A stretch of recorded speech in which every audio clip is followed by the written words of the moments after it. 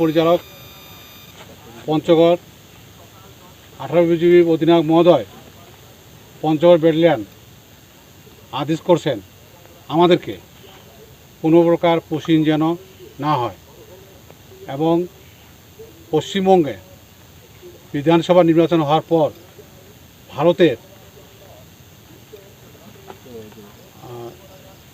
ভারতের লোকজনরে বাংলাদেশে পুশিং করার চিন্তাভাবনা করতেছে। বিধায় আমরা আমাদের এলাকার আমার দায়িত্বপূর্ণ এলাকার গ্রামবাসী ভজনপুর এলাকার গ্রামবাসী আমাদেরকে আপনারা সাহায্য করবেন এবং আপনারা অবশ্যই কোনো প্রকার অবৈধ লোক দেখলে আটক করবেন এবং আমাকে ভজনপুর ক্যাম্পে সংবাদ দিবেন। আপনাদের কাছে মোবাইল নাম্বার আমার অবশ্যই আছে আছে না? আছে।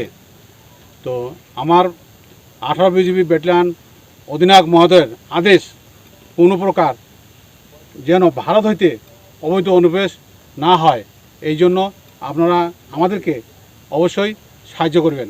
ইতিপূর্বে আপনারা অনেক সাহায্য করছেন, আশা করি এবারও আপনারা সাহায্য করবেন, সহযোগিতা করবেন। আমাদের টহল জোরদার আছে, আমাদের পিলার টু পিলার টহল আছে, সবসময় 24 ঘন্টার জন্য আসি। কোনো প্রকার যদি এরকম সংবাদ আপনারা পান আমাদেরকে সংবাদ দিবেন এবং আমরা যথাসময়ে হাজির হব।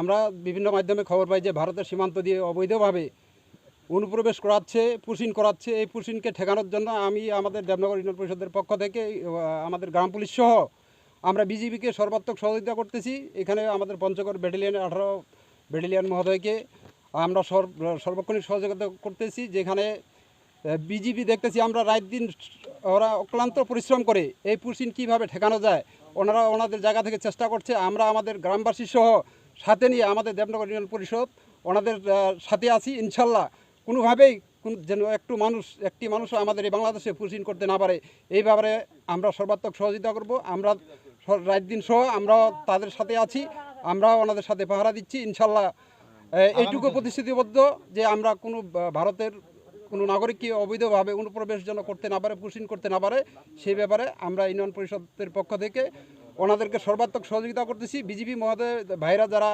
কষ্ট করতেছে আসলে ওনাদেরকেও ধন্যবাদ জানাচ্ছি।